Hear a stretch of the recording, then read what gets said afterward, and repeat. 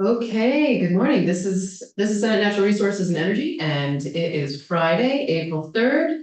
And we are starting the morning hearing from the professional loggers, contractors of the Northeast, and we're joined by Mr. Duran. Welcome. Good morning, Senator Watson and members of the committee. Appreciate the opportunity to appear before you, albeit not in person today. All good. So, and you're going to be telling us about this program's known as Slow Camp. Yes. And I just want to be respectful of your time this morning. I know there's a lot going on. I have a presentation on PowerPoint that I can run through. I also provided to Judy my testimony along with a report that the Department of Forest Parks and Recreation submitted to the committee last December that details the results of Slow Camp. So you let me know how much time I have, and I can either just read my testimony and we'll leave it at that, or I can run through the presentation. Yeah, we have 30 minutes. I mean, do you think you can run through your presentation in 30 minutes? Without a doubt. And if I Okay, it, fantastic. if, Okay, go for it. all right, sounds good. Let me share my screen for you. All right. Let's put it in presentation mode. Everybody can see that okay? Yep, we can see that. Okay, fantastic. So what I thought I would do, so I appreciate again the opportunity to speak today. I'm going to give you an update on the supporting loggers to comply with acceptable management practices pilot program that was actually authorized in the FY25 big budget bill, and has been operating as a program of the Department of Forest Parks and Rec since July, basically of July of 2025. But I thought I would just give you a brief background on our organization. And the reason I'm here to speak on that program is a couple reasons. So one, we are the contractor for the Department of Forest Parks and Rec that's running the program. We've been under contract with FPR since January of 2025. So we are the administrator on their behalf. And the second reason is that this program, the funding for this program will run out in 2026. And so it was not included in the FY27 budget request of the Scott administration. And so I've submitted a letter to the committee requesting funding that I hope that you're willing to support when you send your budget priorities on to the Senate Appropriations Committee. So that's the reason why I'm here today. So let me just give you some background on our organization. So our organization was founded in the state of Maine in 1995 to represent timber harvesting and hauling companies, and to give them a voice in the forest products industry. Generally, they're at the bottom of the supply chain, and so a group of folks in Maine back in 1995 wanted to have their own representation. So that's why our organization started. Our mission is to educate and promote logging as a profession to the public and advocate on behalf of logging professionals. We also, in addition to that work, we have started the Master Logger Certification Program in 2001 as the world's only third-party certification program for logging contractors. And then we also have two FSC certificates, a forest management certificate and a chain of custody certificate for landowners and mills that want to participate in the Forest Stewardship Council FSC system. So who are we today? So in 2023, our organization expanded. You can see on that map where our members are. We have about 260 members across the Northeast now. Majority are still in the state of Maine, but we now have 35 members in the state of Vermont. And we also have 10 members now in the state of New York. And so we're truly a regional organization that does advocacy on behalf of the logging community. So again, let me just jump to Slow Camp. So as I mentioned, we are the contractor. There was an RFP in 2024. We bid on the project, and so we have been implementing it on behalf of FPR. And attached to my testimony, as I mentioned, is the full report from December on Slow Camp. So I'll run down through the highlights for you. So the project team I mentioned PLC's role. We're the primary manager of the program. We handle marketing, promotion, the application intake, and eligibility determination. We have a team of foresters in Vermont that schedule site inspections. They review applications with us. They go out and they look at in the field, on the face of the earth, on many of the projects beforehand, before they're installed, what the contractor has applied for, and then they go back and they do site inspections at the conclusion to determine that the applications were put in place. And I'll again go over what these are for specifically in just a moment. And then we work very closely with FPR staff, Dave Wilcox and Oliver Pearson at FPR on the implementation of this program. So again, what is Slow Camp and what's it for? So back in 2024, there was, as a result of the floods of 23, the flood again of 24, very, very warm winters in 22, 23, and again in 24, and high amounts of precipitation. It was very challenging for contractors to get in the woods and not only go to work, but also implement the AMPs, the acceptable management practices in Vermont that are effectively required by law.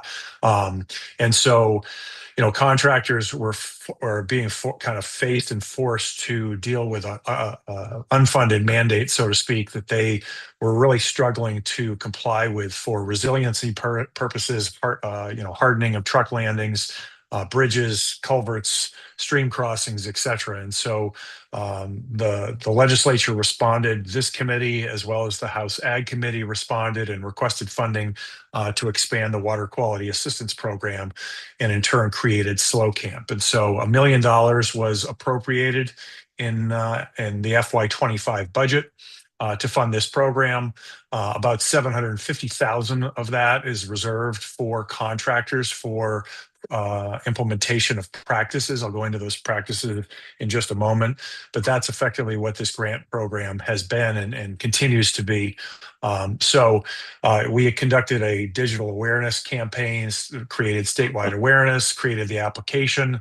If you go on the website, plcloggers.org, you can find the Slow Camp landing site. It's a one-stop hub.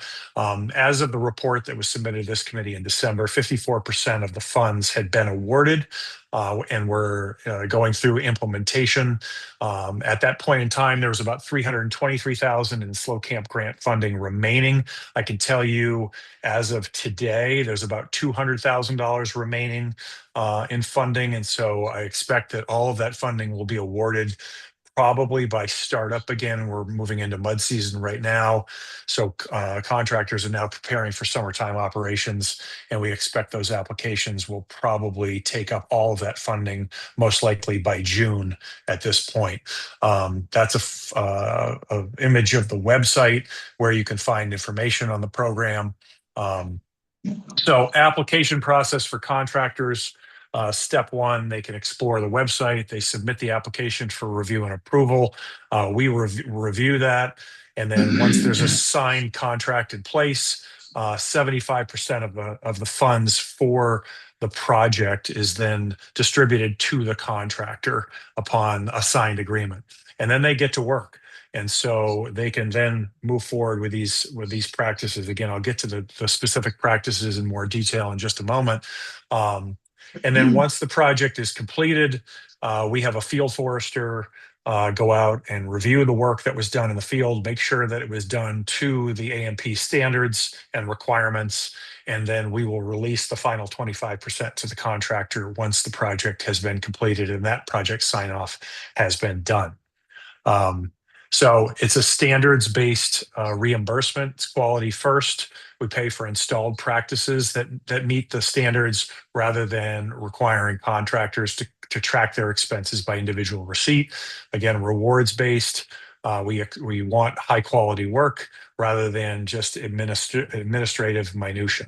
Environmental alignment, the reimbursement structure ensures the actual outcome in the forest matches the water quality goals. So real outcomes, that's a photograph of a road that was prepared and hardened as a result of funds from this program. You can see that it's about water management. And that's really what this program is about, is to ensure that water is diverted from roads, from logging jobs, to make sure that contractors can go to work, and to make sure that we take care of the water resources in Vermont, but also allow forest management concurrently at the same time. So it builds resilience, so that contractors can continue to work on wet weather days and without shutdown. It reduces sediment in streams, and rivers and water crossings, and it provides long-term stability, especially with landings and roads. And that's a huge benefit for the landowner at the end of the day. There's a tremendous amount of accountability with this program. As I mentioned, 75% upfront, but we hold 25% of the funds. There's forester oversight with pre-award site visits, as well as post with the verified results before payments are released. Let me go back to my screen. So a little bit on the results that actors. Just moving my screen around a little bit so that I can see this. So we do conduct evaluations that are required before those final payments go out. Every participant has stated 100% satisfaction with the program, and they would do it again if provided with the opportunity, or if the project requires it. Financial feasibility: the contractors have reported that without this funding, this work may not have happened, or would have been significantly reduced. And the highest ratings and evaluations were given to the responsiveness and practical guidance provided by the field foresters. So this is just kind of a good graph to show you where the funding has gone, where it's been allocated. Basically, that 376,000, as I mentioned in the December report, provided to 29 eligible logging projects in the first 4.5 months. There were 113 individual practices that were funded.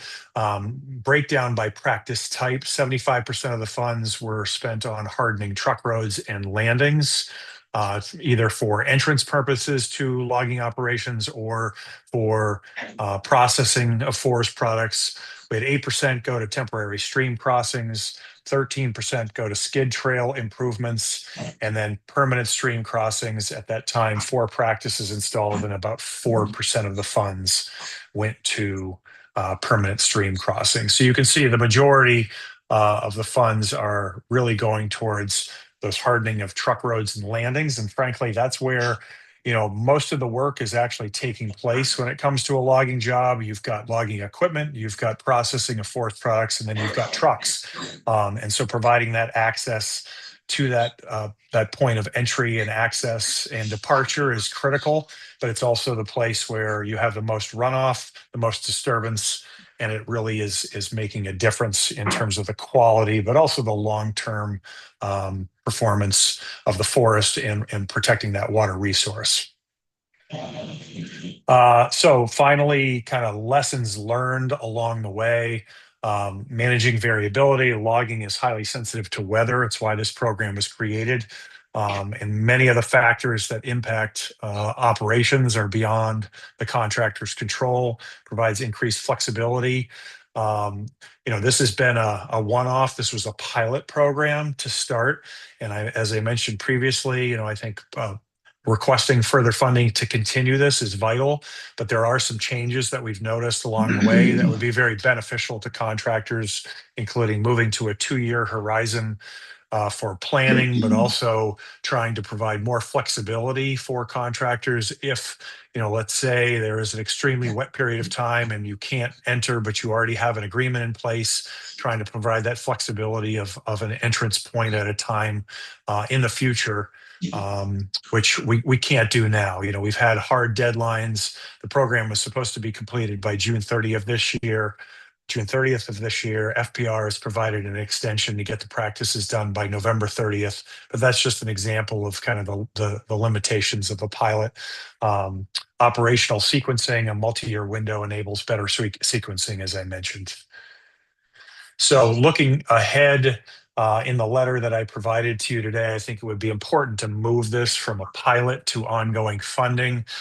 Clearly, since the Scott administration didn't put it into the budget, we can't request annual funding at this point. It would continue to be a one-off, but an expansion. So this is not a one and done.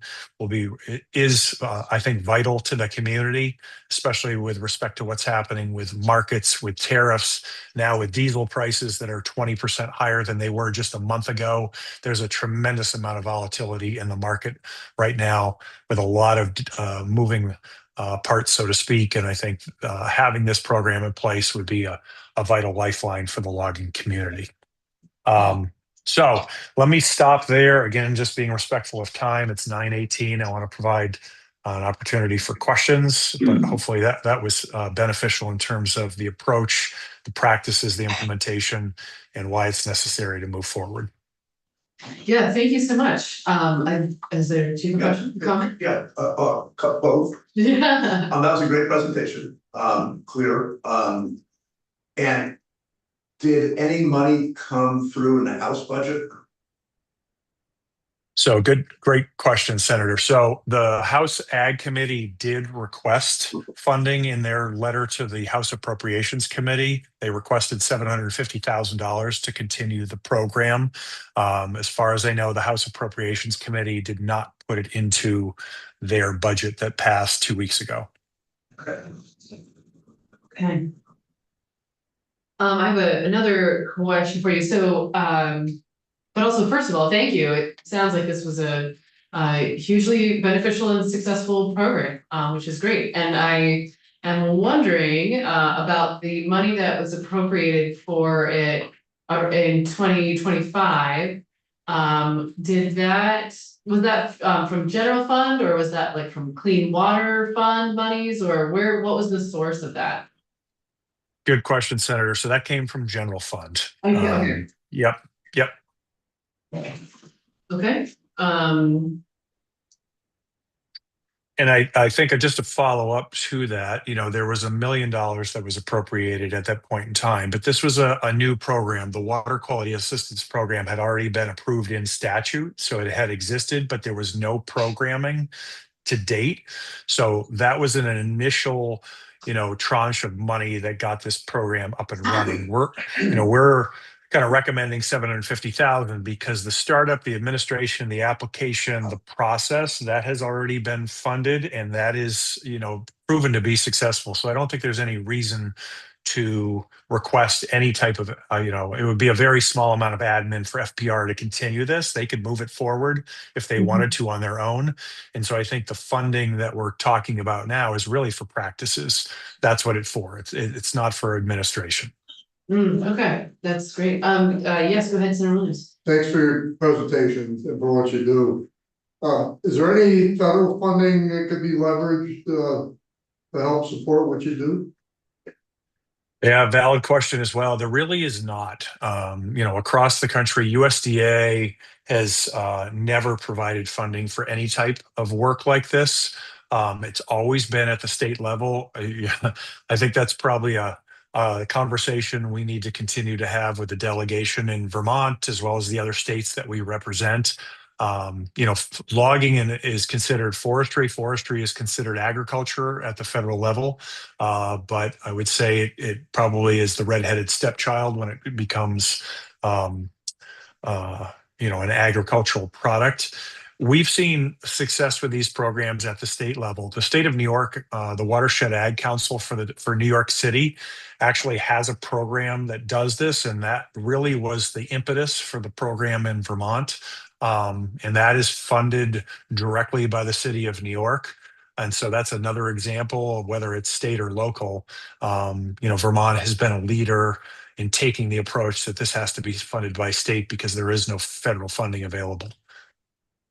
The reason I asked is 2010, I know somebody that worked with NCRS and got money to repair a truckload. Yeah. And it was a significant amount of money. Then Irene came in and washed it all out. But yeah, it's a good question, Senator. That NRCS funding is only for landowners. And Right. so it has to go to a landowner on a case-by-case basis. Yep. And yes, that's federal funding for a landowner, but for the contractor, the contractor at the end of the day is the one that actually does the work. And they're the ones that, in most parts, even with NRCS federally funded projects, they're the ones that still kind of get left holding the bag. Not a lot of that money gets transferred onto the contractor. And that, frankly, has been the struggle, I think, for contractors, is they have the expectation. In Vermont's case with AMPs, they have the responsibility to implement them, but that funding never kind of flows downhill. So they have to take it out of stumpage or not. If they're going to remain competitive, they have to make those stumpage payments to landowners. And so a lot of the time they end up eating the cost. And I think that's the struggle that they've been up against. And that's why I think Slow Camp has become such a model of success. Thank you. Yes, go ahead. So without additional funding, this whole program will have been stood up, lasted for 2 years and then go away? Yes. Yeah.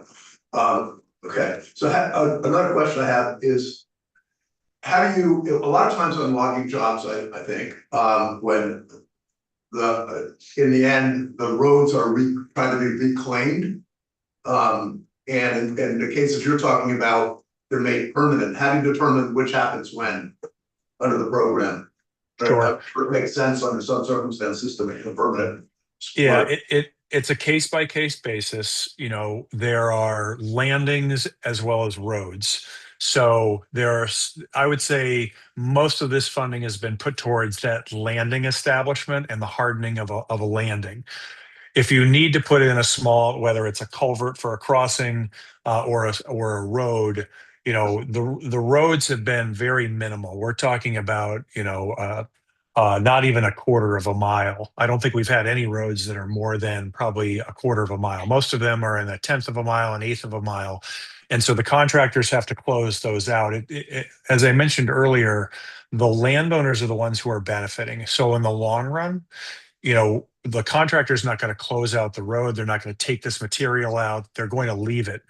And for the landowner, that's great for them because they have long-term access, long-term benefit, but also long-term water management. And the contractors, part of this funding is also used for closeout. So that's sediment control, that is hay bales, that's seed, et cetera, because they also, with AMPs, they have an obligation to then close out those jobs correctly. And the roads are going to stay no matter what. Okay, thanks. Yes, another question. Go And ahead. when it comes to federal funding for the landowners, there's usually a 10-year maintenance requirement to maintain that road as well. Yes, correct. Yeah. Yep. One other question I have, and actually this may be a question for FBR, actually. So we have Kate Everly. I think Oliver is gonna jump. Oh, okay. Okay, do you want me to pop out? I'm not sure if Oliver is popping on right now. Oh, we have Oliver here, great. Okay, because I think I have another funding related question. Hello, Hey, good morning. Can you hear me? yes, we can hear you. Thank you for joining us. My pleasure. Just for the record, I'm Oliver Pearson, Director for Forests within Vermont Department of Forest Parks and Rec. Super. Well, first of all, I would love to give you an opportunity to, like, if there's anything you want to add or weigh in on about this program, that would be excuse me, absolutely welcome. If you want to, there's anything to add. But I also have another question for you about I guess I'm thinking about, because it sounds to me, and correct me if I'm wrong, but one of the great benefits of this program is in terms of like water quality coming out of logging projects. And that to me is very reminiscent of our like the conversations we had around 3-acre stormwater, which I realize is not for forested lands, that this is a whole, like, it's a different part of the phosphorus TMDL. And so we haven't really talked very much about like the forested land part of the TMDL. And so wondering about how that is, if there are other programs that go into the forested land TMDL management, or if there are, and if there's like money set aside within FPR to do that. Anyway, curious for all of those things. Sure. I will admit that I was in another meeting until about 5 minutes ago, so I missed most of Mr. Duran's presentation. But to your first point, Senator Watson, I think I'll start briefly just by saying over the last year and a half since the legislature made funding available for slow camp, we've stood up what we believe to have been a very successful, well thought out, and really in high demand program to support loggers to comply with AMPs on logging jobs. And yeah, I think there's so many great benefits of it. There's hopefully the reduction of particulate phosphorus runoff into downstream receiving waters, and as you said, to support the Lake Champlain TMDL and that huge watershed, Memphremagog TMDL in that part of the state, and just overall water quality benefits statewide. And when you go out on a logging job where the AMPs are implemented, in many cases in the last year with support from Slow Camp, you're seeing that the respect to the AMPs, good, skid road practices, temporary and permanent stream crossings in place, culverts, hardening of skid trails and landings, and you're not seeing the discharges that were really set up, that this program was really set up to address. So that's great. And so there's that very clear water quality benefit from helping loggers, comply with these AMPs.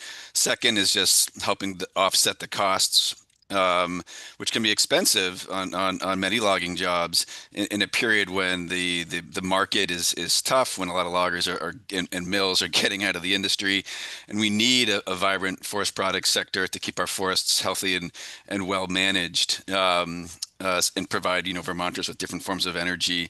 So it's heartening to see that this program has really helped loggers keep up with increasing costs and maintain their commitment to good stewardship and water quality, which we see pretty widespread. There's always a couple of bad actors, but we see very widespread in the logging community in Vermont.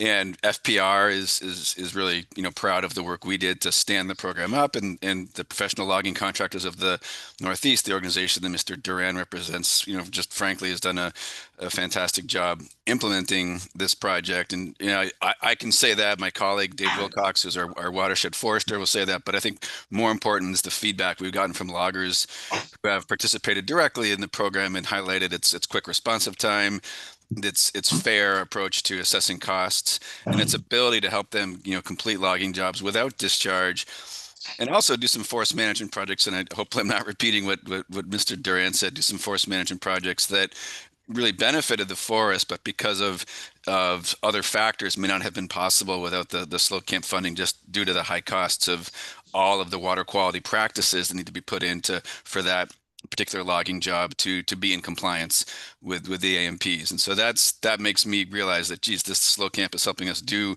forest management, improve forest health, improve resiliency through different types of management projects that wouldn't really have been possible otherwise. And it's a great analog to support that the state has provided to farmers to comply with the required agriculture practices.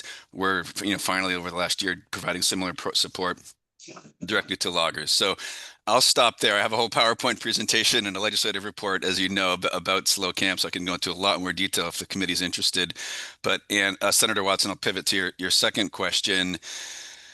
Let me just gather my thoughts for a second.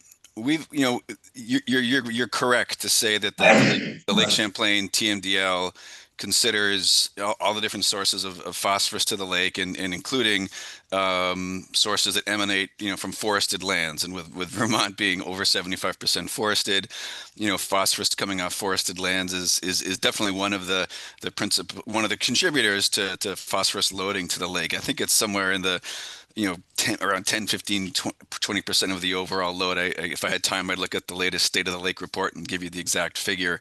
But that happens through natural channelization in steeper areas, intense precipitation events. And I think pre-AMPs, there was certainly, I'm sorry, AMPs is, as you probably all know, is the acronym for the Acceptable Management Practices to protect water quality on logging jobs in Vermont. And probably pre-AMPs, there was, a good amount of particulate phosphorus flowing into tributaries, streams, rivers, and eventually Lake Champlain from logging jobs, which was essentially what the AMPs were set up to correct. So to your question, we have some support from the Clean Water Fund to help reduce the phosphorus loading from forest management work writ large statewide, and that's different from SLOCAMP because it targets principally two things. First of all, the overall amount on aggregate from the entire clean water budget has increased a bit over the past couple of years, but it's around or just less than $1 million right now. A large chunk goes to performing upgrades on logging roads and forest roads, many of which are used for recreation access and for local residents living near state forests and state parks to transit from one side of the forest to another. So a large chunk of the Clean Water Funds goes to upgrades to existing forest roads so that they comply with the AMPs, have a sufficient drainage, are hardened, and aren't contributing sediment phosphorus into downstream waters during storm events.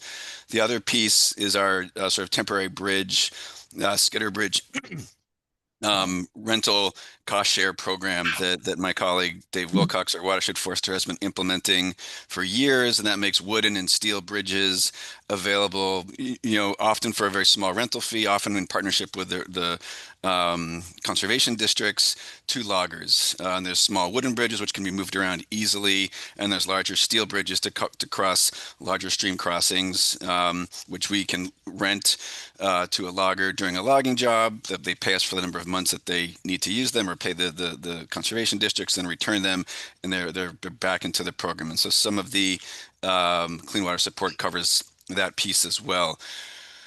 One other piece of clean water support that's really exciting, just getting going, is Vermont Economic Development Authority, with their own resources, has a forestry loan program for all actors in the forest economy, be it secondary processing, mills, loggers, to do a 2% interest rate buy down for eligible equipment.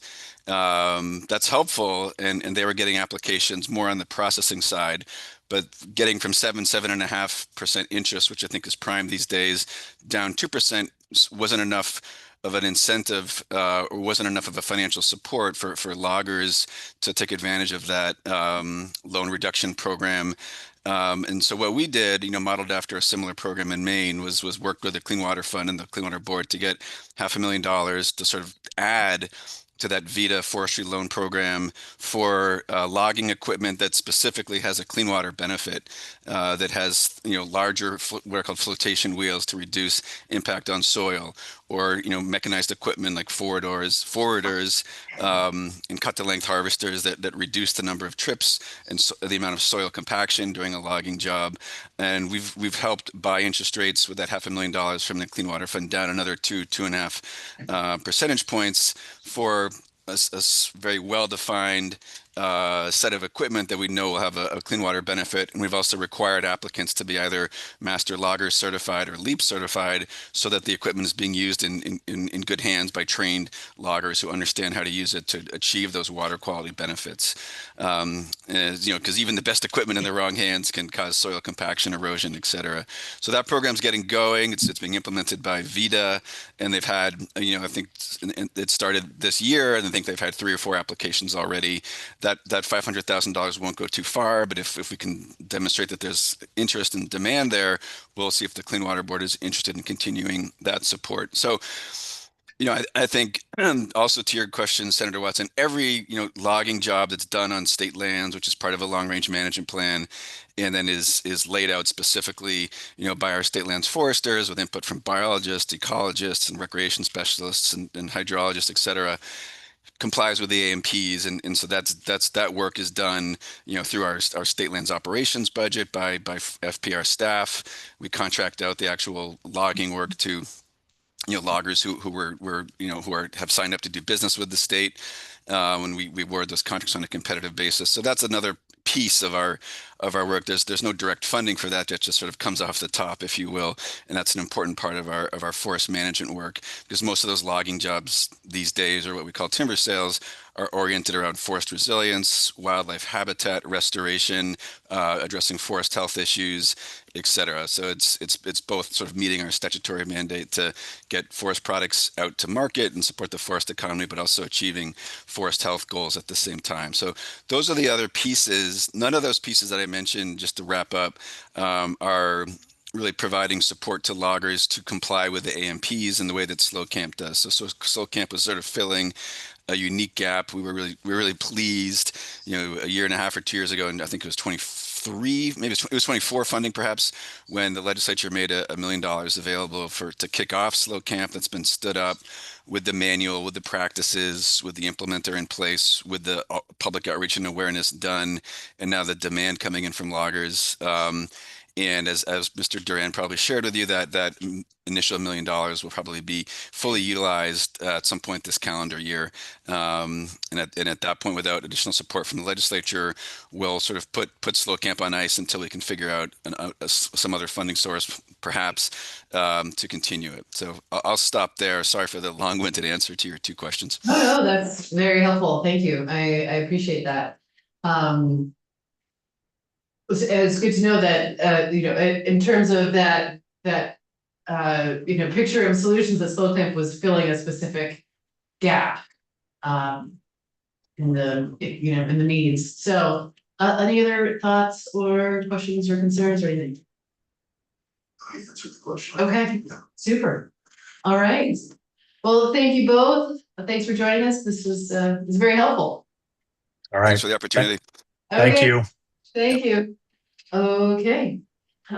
So at this point, we have listed in our agenda returning to a budget conversation. But I want to say that we're going to be hearing from more folks next week. So I don't know if anybody has anything to add at this point. I actually don't know that there's anything that we need to do, unless folks have thoughts on additions, changes, anything at this point. Yes, okay. Totally. Maybe instead of trying to fill in, I guess this is what we heard from right now here. Yes, so we'll hear from folks representing working lands, and I think we're gonna get a letter from Serve Learn Earn. We could have them in as well, and then there was, someone else from the Farm Security Fund. Haven't really agency's budget. We have not looked at the agency budgets. That May not. we could have A&R. The thing is, relevant to our jurisdiction, we could have A&R, we could also have DPS in, they gave their budget presentation in appropriations yesterday. So that's something, I'm trying to think if there's a way to do that very briefly, like in a short way. I'm not trying to do that. And we're not, at this point, we're not gonna change. Yes. Budget. Right, yeah. And if I recall, there was one part that was interesting. Most of it was pretty run of the mill. I will just note that the Fish and Wildlife Department was planning on putting together a type of license for folks that were not fishing or hunting to access public. Well, I should let them describe this. But short version, I did check with our legislative council, and yes, they have the authority to do this. But the House removed that authority And then I think it's in the yield bill. They removed that authority and specifically said that you can't make this, you can't do this. So that seems to be a bit controversial. Access water. Oh, I'm sorry, accessing the ramps for public fishing access points, public. You can't access them, you don't have a fishing license right now? I think it was a way to generate more revenue, because people are allowed. A ramp fee. Ramp, Ramp it's fee. basically a ramp.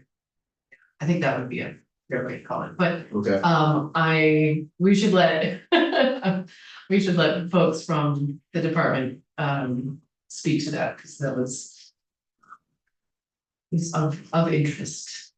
So maybe that's something we could try to fit in. that's why they bought a boat license and a trailer license. Yeah, yeah. It's a good question, with how this fits into the universe of licenses. Yeah, Federal funding. Yeah, right, sure. yeah, it does sort of relate to things that we were talking about in the 224, but Yeah. anyways, that is Yeah. it's a different issue. So that's one of the only things I can think of that was somewhat controversial. The other thing to know is that the Public Utility Commission is using a substantial amount of their reserves this year. And that is not safe. So I think there's not necessarily something that we need to do this year, but something structurally needs to change for next year to ensure that they can continue to operate. And whether What's their revenue stream? they are entirely funded through the gross receipts tax. Okay. Yeah. Yeah. So seemed important, and yet, So that revenue is going down, right, that's the grocery receipt on electricity. yes, and well, I'm not, it's at least on electricity, I think might be another. Must be something more to it, because people are using more electricity, so Well, must be something more to it.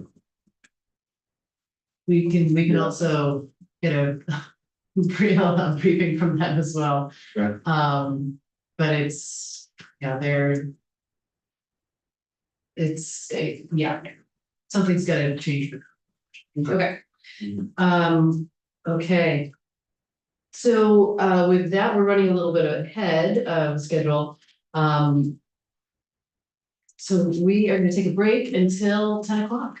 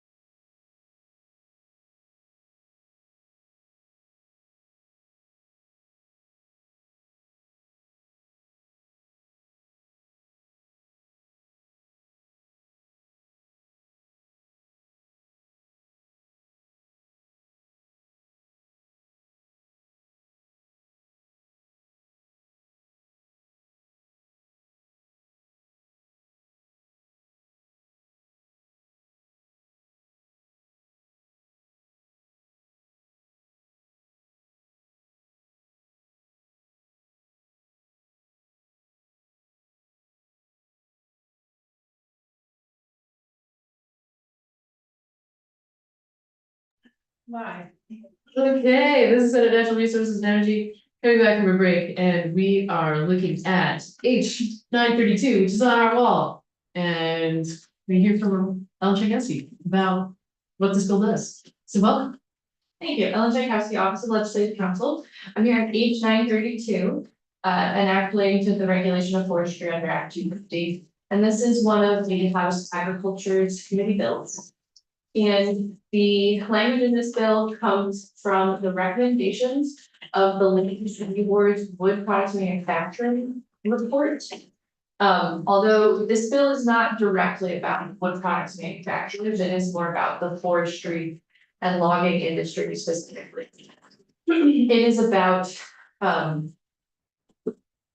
clarifying the existing exemption for logging and forestry below 2,500 feet in elevation. So in Act 181, you directed the Land Use Review Board to look at ways to support the wood products manufacturing industry and the working lands logging industry more generally. And that report had 10 recommendations, and the House Agriculture Committee focused on 3 of them. And this bill has two sections of statutory changes from those recommendations. The other recommendation was that the Land Use Review Board create a guidance document for people in the wood products manufacturing industry and logging and forestry industry on what the process is for those industries under Act 250 and what the available options are for them, because there actually are a number of exemptions and carve-outs related to that industry. So the Land Use Review Board has already done that, and so it's already been published. They worked on it with the Agency of Natural Resources, so that document is already available and did not need legislation to require it. The other 2 recommendations in the report are report recommendations number 9 and 10, and they are captured in here. There are 2 sections of law. Before we go on. Can I just finish the sentence? So there are 2 sections of law, and section 1 and 2 work together for recommendation 9, and then recommendation 10 is in the middle of section 1. So it's all kind of blended together, but I will point them out. Okay. Question. So I didn't catch what you said, didn't require regulation. Yeah, so they issued a guidance document. It's on their website. They did not need anyone to tell them to do that, they did it themselves. Wait, super. And you should hear from them. Okay. So this bill is doing 2 things.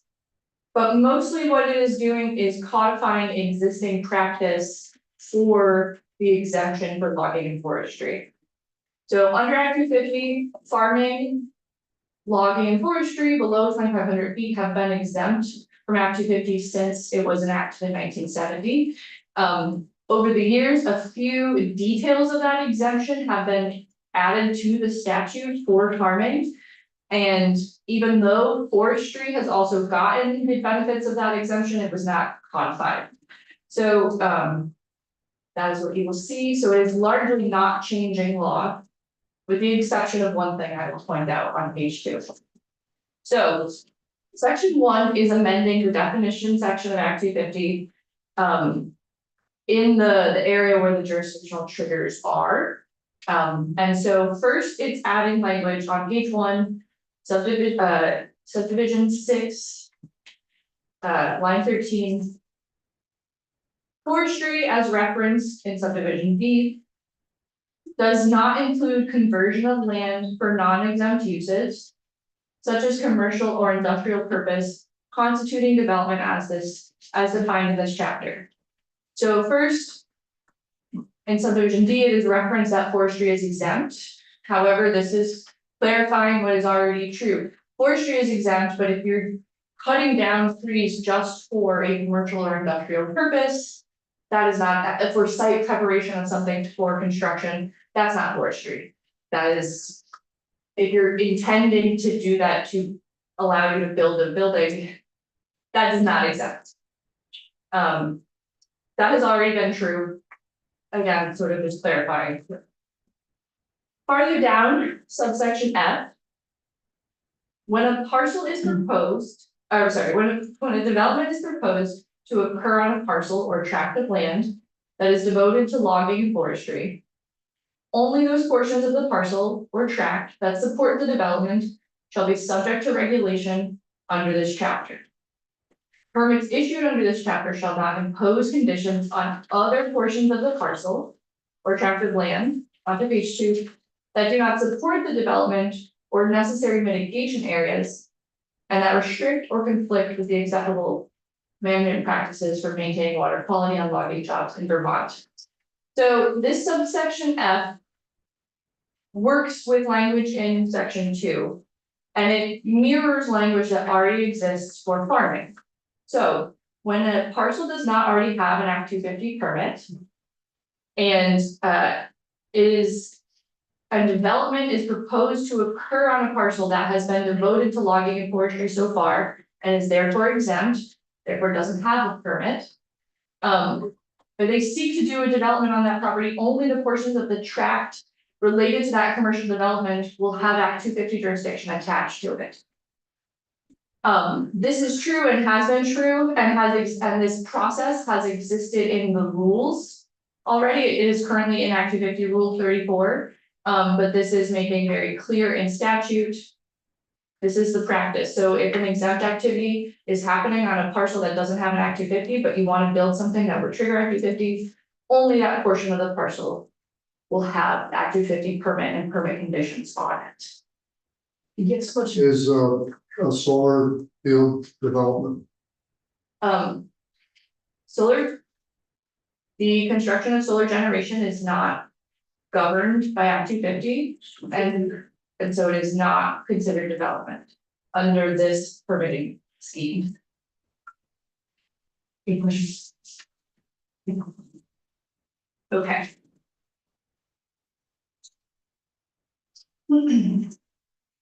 So on page 2, subdivision 44 is the definition of wood products manufacturer. And so this is recommendation number 10 from the report. It's separate than the other things that are happening here. And the definition of wood products manufacturer was added into statute in 2022 when you created some provisions around how wood product manufacturers are treated for purposes of Act 250. They have a few sort of carve outs for them. And this definition was created and it included that wood products manufacturers include log and pulp concentration yards. And during the report process, they did an extensive amount of research into past Act 250 permits for these types of businesses, and they found a very old Act 250 decision that stated that log and pulp concentration yards are actually part of logging, because that is where you store temporarily the logs that have been cut. And so traditionally they had been exempt as part of logging and forestry.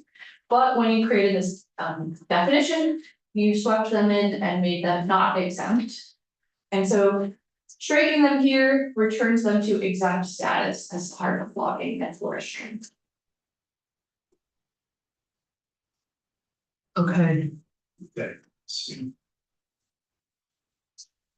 That I can see, so that basically having this language here conflicts with that decision.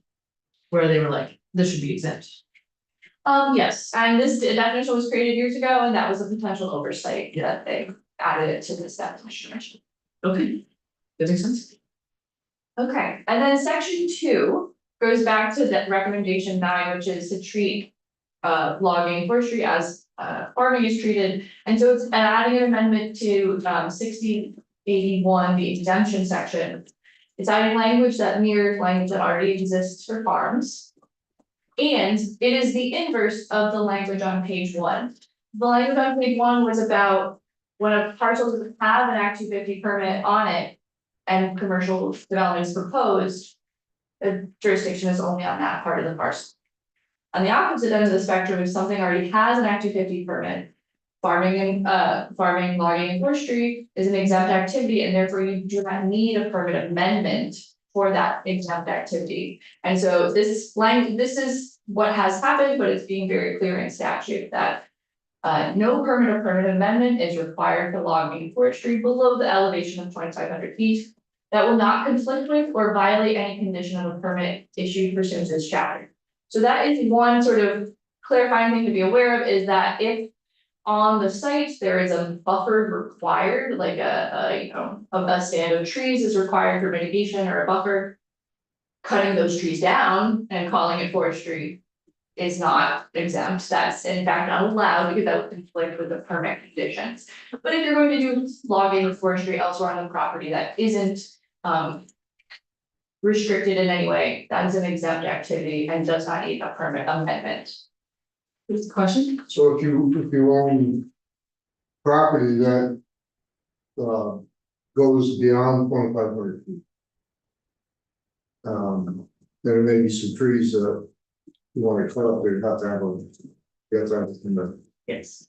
and if you already have a permit, that's good, for, if it says in perpetuity for the time, it's not, you can designate that as a time period for that permit to be portable. You do that. I'm not sure. I'm saying that if somebody gets an Act 250 permit because some of the trees they want to cut are about 2,500 feet. And nothing changes. They, even though they're cutting, if they're gonna cut those trees above 2,500 feet, they have to have a permit. That permit, is there a time period on it? There is a time period on logging above 2,500 feet. So generally speaking, Act 250 jurisdiction attaches in perpetuity. However, under 10 VSA 6090, there's a couple of permit types that only have a set duration.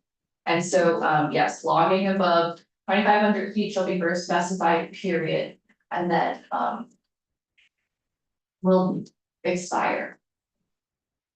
What if it says, what if it originally the permit said in perpetuity and it was approved? I don't know. Okay.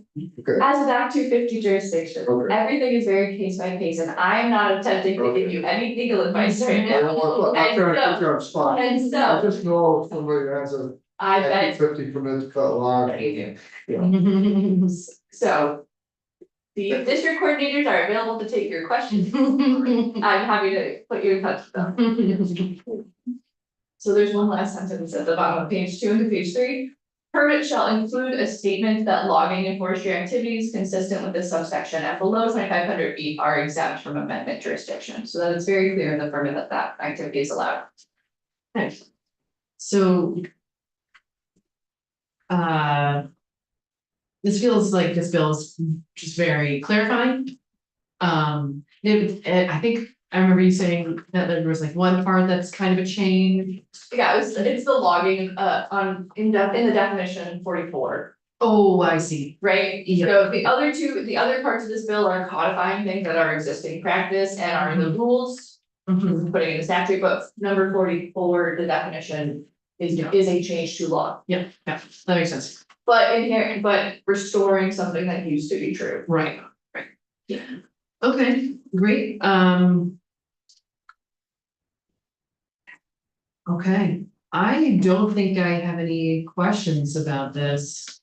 Any thoughts, questions? What was the vote on coming out of the House committee? Can you know about that? I do not, I suspect it was unanimous, but I Go checking. Well, this also is the kind of thing we could ask Jed, Representative Husky, should we? Yeah, What's your it's top realize? of my list of people to ask. I Yeah. asked him where he was. Okay. He has not responded. Okay, yeah, if he was on the floor, Yes, Um, yeah, it's course, so, Me too, that's all. yeah. yeah, so we'll find out more, this all seems. Hopefully not controversial. It did do a drive-by in-house environment as well. I think. Okay, great. I believe it's drops rates. I feel like I shouldn't say this in the sport. Yeah. Okay, well, super, thank you, So our next agenda item wasn't until 10:45. It's another bill introduction and it's with Representative James. So one possibility is that we just roll right into that. Another possibility is that we wait. See if Representative James appears. Oh, she's not doing it. Right, so do you all have a preference? Do you care? Do you? I'm fine, You're fine to just like, Yeah. jump right in. I'm ready. It's, I see, you can roll into a covenant right now. Yes, it's because Ellen is the ledge counsel for this next bill. So I feel like we might as well, and then we might pause when Representative James appears. Yeah, and then we'll probably be done early. If that's okay. Yeah, so it makes sense. No, I'm sure it's enough for that, but then. The last, you know. Because. Finish that. Yay, great, this is a short bill. it is. Yeah.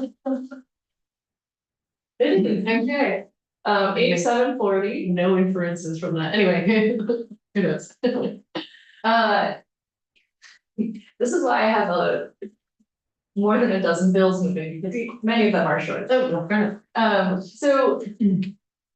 H740 is an act relating to greenhouse gas inventory and registry, and on this one, I can also give you sort of a background of where this came from. This is one of the top recommendations of the 2025 Vermont Climate Action Plan. And it is their recommendation that a comprehensive greenhouse gas reporting system and database be established. And so this bill is updating ANR's existing statutory authority to adopt rules to do that. So section 1 is amending 10 VSA 582, which is the statute on the greenhouse gas inventories and registry. So for many years, the Agency of Natural Resources has published an annual greenhouse gas inventory and forecast.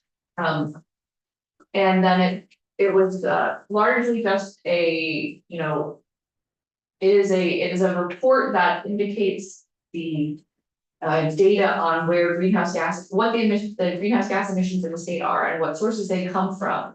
And they already have some existing authority under this law in subdivision 1 to adopt rules for their greenhouse gas program. But the agency has asked for additional specific authority related to the rules on this report. So I'll read the existing language first. The Secretary of Natural Resources may adopt rules to implement the provisions of this section to develop a greenhouse gas inventory, and shall review existing and proposed international, federal, and state greenhouse gas emissions reporting programs and make reasonable efforts to promote consistency among the programs established pursuant to this section and other programs, and to streamline reporting requirements on greenhouse gas emission sources. Except as provided in subsection G, nothing in the section shall limit the state agency from adopting any rule within its authority. New language is added that the Secretary has authority to adopt rules that create a comprehensive greenhouse gas emission reporting program that covers all sources of emissions, including fuel suppliers.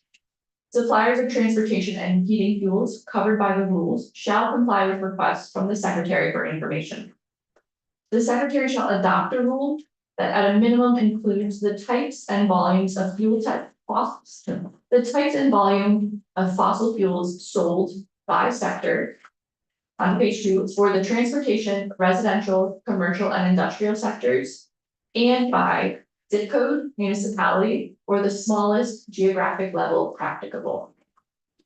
So this is adding very precise grant of authority that the agency shall adopt rules that request information from fuel suppliers on the types of fuel sold, the volumes, and this is specific to fossil fuels, and then by sector and by location.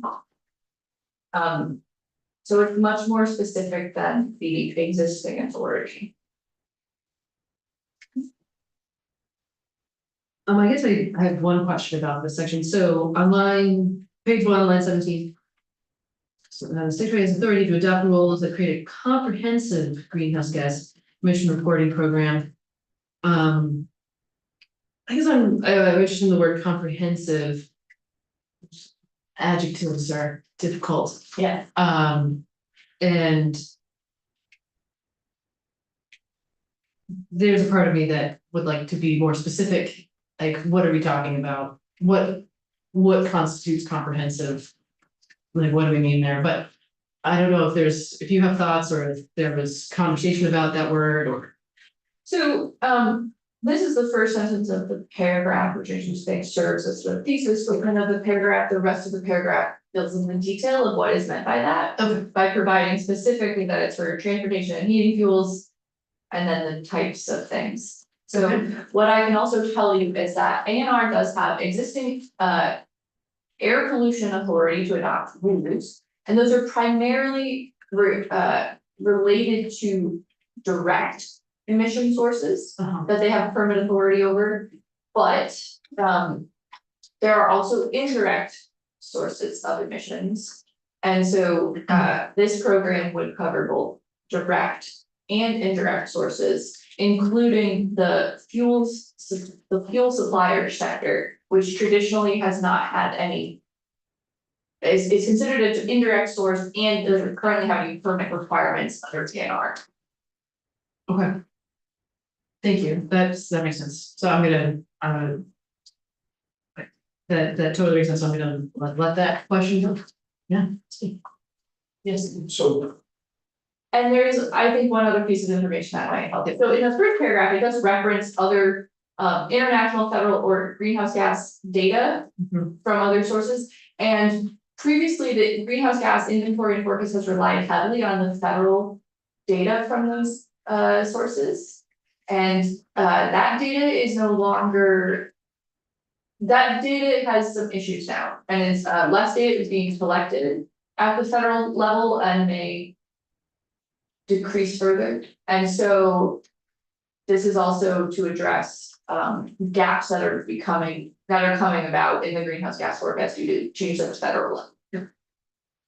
Makes sense. okay, so at 4, we're just trying to figure out how much is being saved. Yes. So, those sentence that begins at the bottom of the page in 1 minute. Secretary of Health to rule that at minimum includes the types and volumes of fossil fuels sold by sector. For the transportation, residential, commercial, and industrial sectors in my zip code. That makes sense. If you're doing it by zip code, why do you also have municipality in there? And then what does for the smallest geographic level actually mean? So perhaps a semicolon would help somewhere here, but it is, they shall collect it by zip code, municipality, or the smallest level practical. So that is a series of words there. Oh, so they don't have to do it by zip code, it could just be by municipality. Yes, so the House Committee was very specifically interested in by zip code. There's some, it's unclear currently if that is practicable. Oh, or the smallest. Geographic or practicable, as is actually there to recognize that it might be bigger than either Yes. of those or municipalities. You could probably just say that, but the House Committee was specifically interested in zip code if possible, or at the very least municipality. And that is because this data will be useful for town energy plans also. Okay, Yeah. okay, got it. Yeah. I wonder if there are. I'm trying to think of like if Burlington has more than one zip code. I mean, the town of Montpelier has one zip code. Well, and by zip code, I mean, yeah, there's like, you know, the first 5 digits and then there's like the additional, but that, when we say zip code, we're talking about the first 5 digits. Just first. Oh, Manchester. Montpelier is at least 3, I think. Really? Yeah, I had no idea. because I live over there and have a different zip code than this building. Yeah. Okay, yeah, fair enough, all right. And then meanwhile, I'm wondering if there may be some towns that have one zip code for multiple municipalities. Oh, potentially, Oh, yeah. yeah. Right, cause, yeah, the share, they might share. Oh, yes. Yeah. So, yes, certainly. I'm just trying to figure out what they're trying to. Yeah, we're probably trying to solve. There is a requirement that the Agency of Natural Resources annually produce a data, a report on the emissions from the state. Currently, they get a lot of that data from the federal level, but some of it is no longer being collected. And it is not as granular as zip code and municipality already, and so that report is directly related to the Global Warming Solutions Act and the requirements of the Global Warming Solutions Act. So having the data that demonstrates if we have met our requirements under that statute is important. And then also the House Energy Committee did talk a lot about how town energy plans and regional or town energy committees and regional planning commissions would also love to have this data so that they could do further energy planning. And so there are a few reasons why being able to collect this data at the state level will be useful moving forward. So it's like, Yes, sir. just like we're doing all this weatherization, electrification, like, is it making a difference? Yeah. Is it- Yeah, that's what I'm thinking.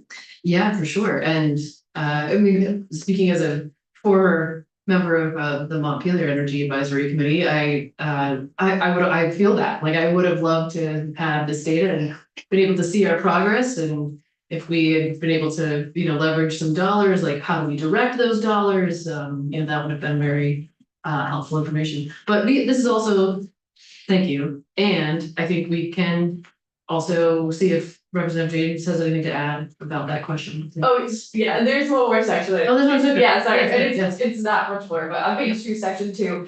So this language was just a rulemaking section, and then the House Appropriations section amended it slightly because they took out the appropriation section that was in here. Mhm. So rulemaking contingent upon appropriation of funds in fiscal year 2027 for this purpose.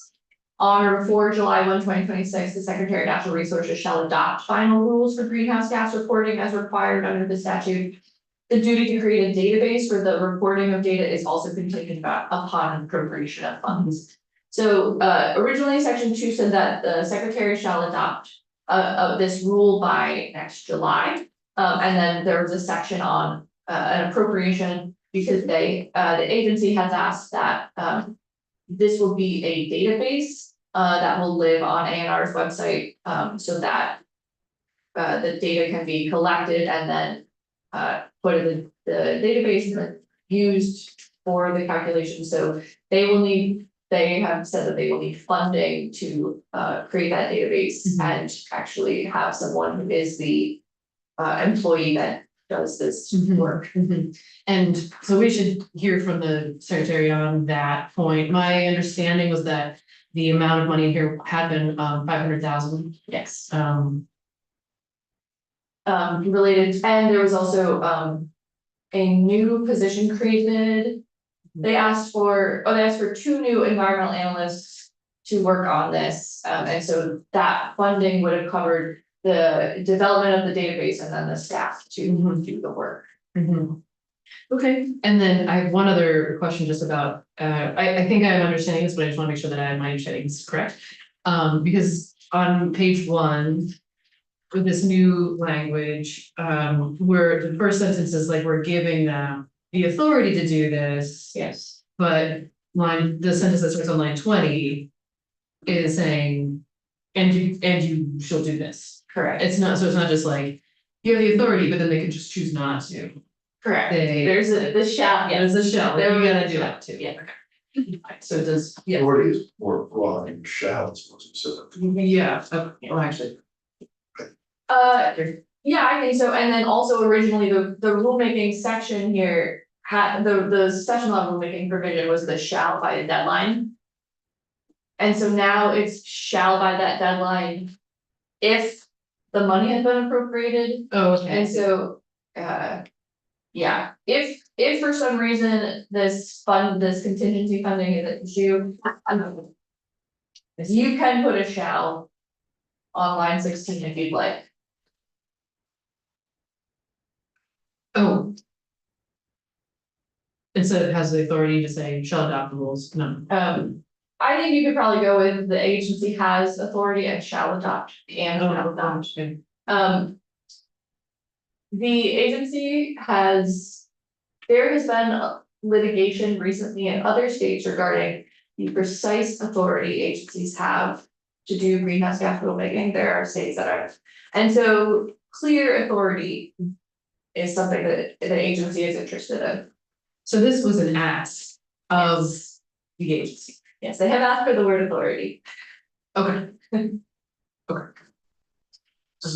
Yes, So just to be clear, so if the contingency language doesn't negate the whole bill, it just negates the deadline. The deadline.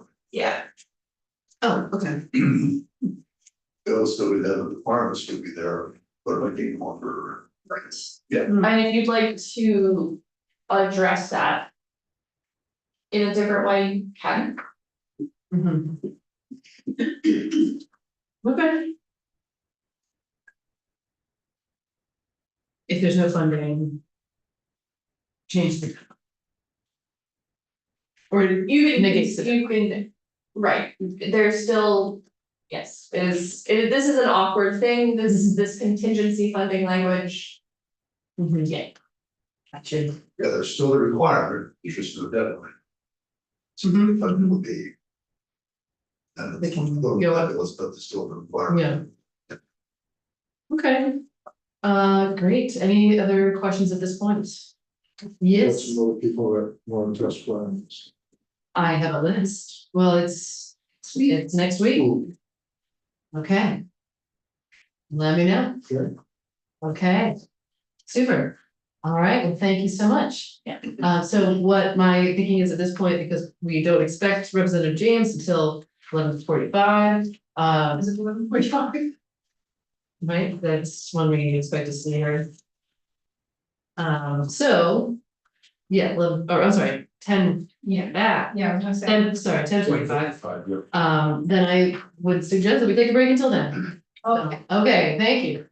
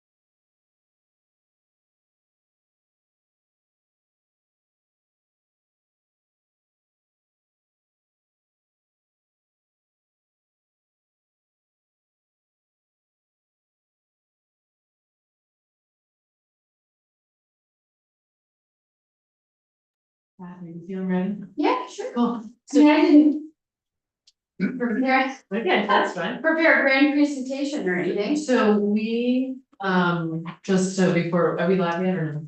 Yeah, yeah. Oh, we are live. Sorry, just went. Okay, no, that's fine. Okay, great. Well, welcome, Chair James. Thank you. Yeah, good to have you. And we are, we're coming back from a break and this is the Natural Resources and Energy. And we are looking at H 740. And just to let you know, we're looking at another bill, prior to this that was, Ellen Tchaikovsky's, and we had some extra time. So she has walked us through the bill already. So we're somewhat familiar, but I think there's some questions and would love to hear anything you would like to tell us about this. Sounds good. So, I honestly, I just grabbed my floor report and scooted down here. Yes. So, I will definitely skip, any kind of a walkthrough thing, because it sounds like you guys have already talked to Ellen about that. So I think maybe I'll just talk a little bit about, maybe why I think this bill is so important, and why I was really happy to sponsor it, on the House side, and why I'm glad we passed the bill. So I feel like, we often talk about climate action in terms of greenhouse gas emissions. And it's true that greenhouse gas emissions are how we measure progress. It's a very high level metric. And it's how we can tell how we're doing on the important work of reducing the air pollution that's harming our communities and that's caused by burning fossil fuels. And so we have this high level number. But I think it's a lot more important for all of us to think about what climate actually means in terms of the nitty-gritty actual day-to-day work of bringing that number down. And that really happens one person, one household at a time. So when we weatherize a home, when we install a heat pump, when we help somebody buy a more fuel efficient gas car or get into an EV, that is what climate action actually means. And it's important progress. It helps the planet, obviously, but mostly what it helps people do is save money on their energy bills. So when you're able to weatherize your home, your energy bill drops. When you can get into an EV, you're no longer paying for gas. And fossil fuels are the most price volatile. They're not only polluting, but they're the most price volatile fuels. And we are all seeing the impacts of that with what's happening in the Gulf right now. So I guess that's why I care about the work.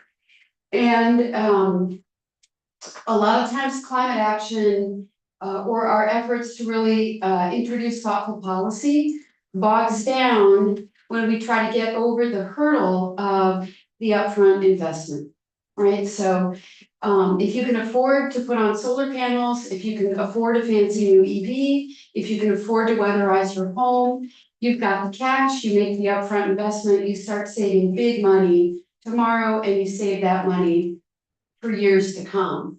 But it's really low and moderate income Vermonters who don't have that upfront investment. And so almost without exception, every important climate policy that we try to advance is trying to focus on how do we help folks who can't afford it make that upfront investment. And a lot of the reason that we can't get those policies across the finish line is because we don't have the data we need to build a really thoughtful policy from the get-go. So I know that was a long introduction, but I think that this is a really important bill. It seems like nothing. In fact, it's kind of everything. And if we had had the data we need in recent years, we might have avoided a lot of the acrimony that has accompanied some of our conversations around climate policy in the State House and around the state. And so right now, I know Ellen already walked you through this, but we do have high level data available. It's not the kind of data that we need to develop thoughtful, nuanced, targeted policy. And so this bill really simply gives ANR the clear authority that ANR tells us they need. So ANR is ready to do this work. They believe they need a bill to clearly establish their authority to go out and do this rulemaking. Compel fuel dealers to comply and to get the more granular data they need, and that's in fact really all this bill does. So it's been interesting to watch some of the objections. I certainly follow conversations that are happening around the state, and the objections shift weekly from this is data we already have to, well, we already have most of this data, to we already have some of this data, to this is just a Trojan horse for cap and invest, to most recently and very discouragingly, this bill is somehow going to raise the price of fossil fuels. So, it's discouraging. Yeah. Yeah, it's discouraging that we can't even talk about a bill that will give A&R rulemaking authority to set up a data collection program without already seeing the carbon tax bonfire get lit. So anyway, I would argue that this is how we make progress. Lawmakers like us, policymakers, need good data. That's what we're asking for here. So anyway, this passed the House. You guys have the policy, approach script out the money. That's obviously disappointing. We do have a fiscal note. And you can talk to JFO about that. But really what we need is the money for A&R to do the work. They had originally asked for $800,000. I had a series of conversations with Secretary Moore, and we were able to bring that down to 500,000.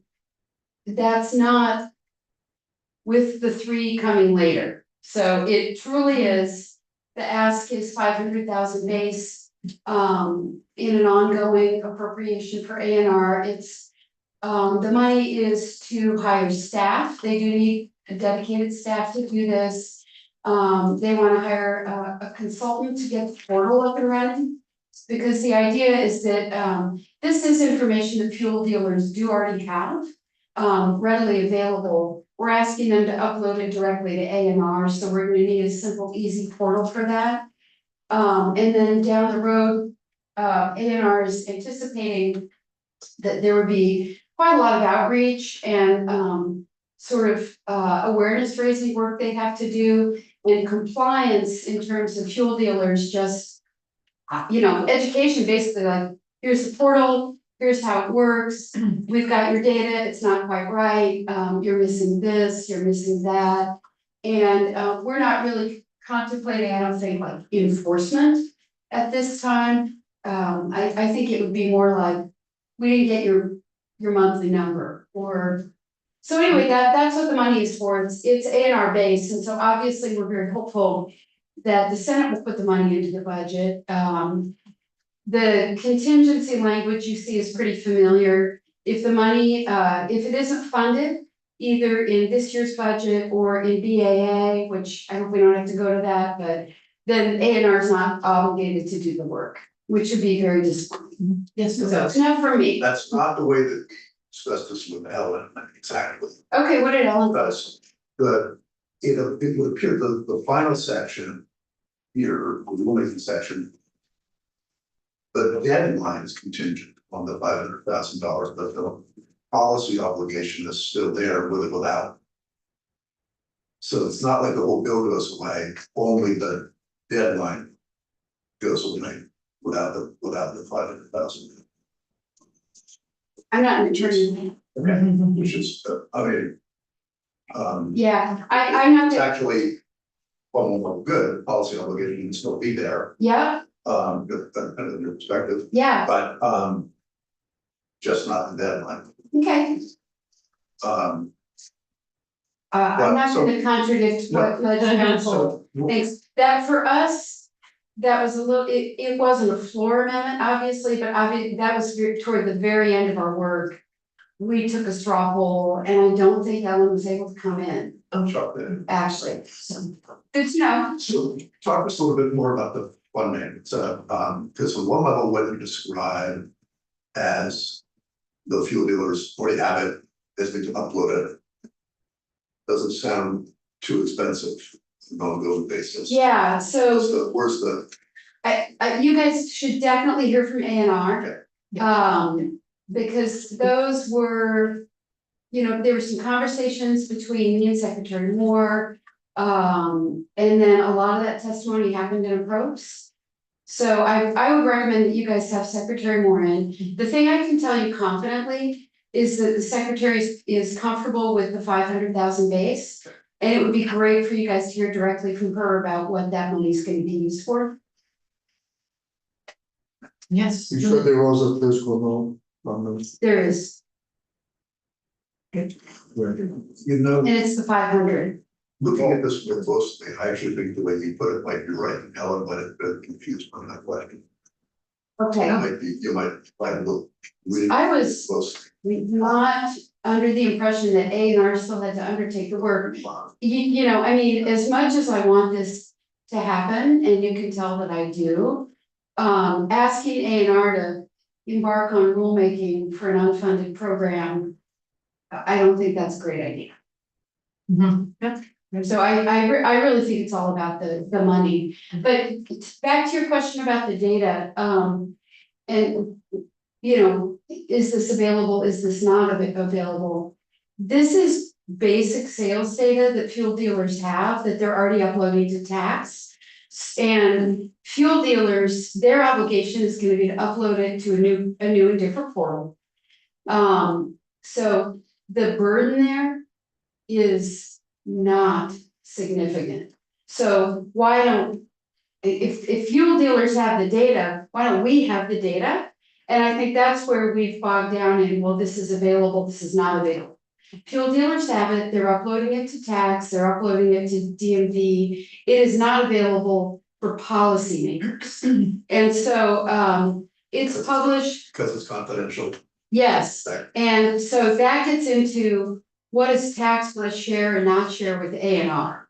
And so we did take a lot of testimony about that.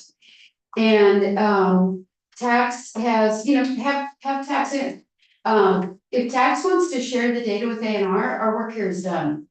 However, I think what you will hear from A and R, and our work here won't actually be done, because A and R is gonna want slightly different data. They're gonna wanna tailor the data they're collecting to the database they want to build out. And so I don't think it's just as simple as saying to tax, like, come on and share the data.